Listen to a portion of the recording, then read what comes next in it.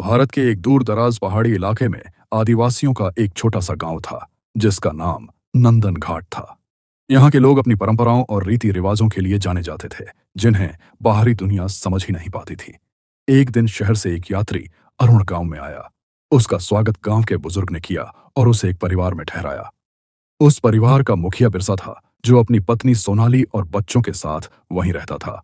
शाम ढलने के बाद बिरसा ने एक अजीब सी बात कही। मेहमान हमारे यहाँ भगवान होता है और भगवान को हम अपना सबसे अनमोल विश्वास देते हैं। अरुण को कुछ समझ नहीं आया, लेकिन रात में उसने देखा कि सोनाली उसी कमरे में आकर बैठ गई जहां वह आराम कर रहा था। उसकी आंखों में कोई लालसा नहीं थी, बल्कि एक अजीब सी गंभीरता और सम्मान था। फिर सोनाली अपने कपड़े उतारने लगी। अरुण बोला, रुक जाइए, आप अपने कपड़े क्यों उतार रही हो? सोनाली बोली, ये हमारी परंपरा है। फिर सोनाली ने पूरी रात अर्जुन को खुश किया और दोनों रात भर एक साथ सोए। सुबह होते ही अरुण ने बुजुर्गों से पूछा, ये कैसी परंपरा है?